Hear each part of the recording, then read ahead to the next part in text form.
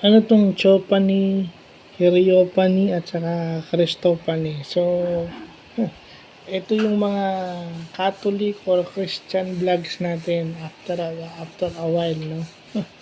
Kasi malapit na yung All Saints Day at saka All Souls Day. So, and since Sunday ngayon, October 22.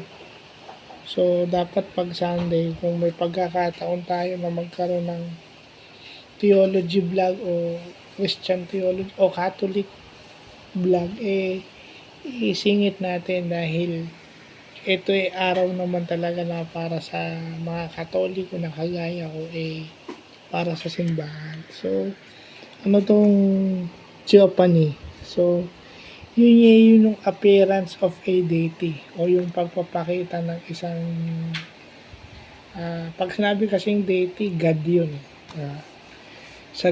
Sa Greek mythology, pag sinabi mong deity, gods, or pag babae, goddess, di ba? So, appearance ng isang deity in their God element. So, parang masasabi mo na yung incarnation ni Jesus, yung pagkakatawang tao ni Lord, parang semi-theophany kasi human form nagpapakita si Lord. So, meron ding tawag dun sa non-physical manifestation niya, pero unahin ko muna to.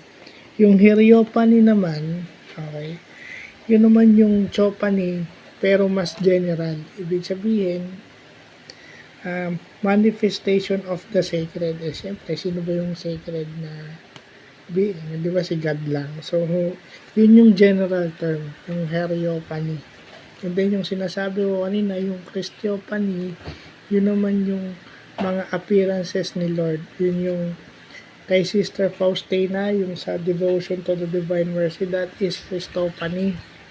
And then yung pagtawag niya kay Saint Paul, yung pag-convert niya kay Saint Paul, that is Christophany. Yun yung non-physical manifestation of Christ after ascension. So, kumbaga, nasa spiritual form na yung appearance sa Lord nun pag sinabi mong Christophany. So, yan yung mga Catholic terminologies na kailangan nating malaman. Na requirement sa atin yan as Catholics na malaman yan.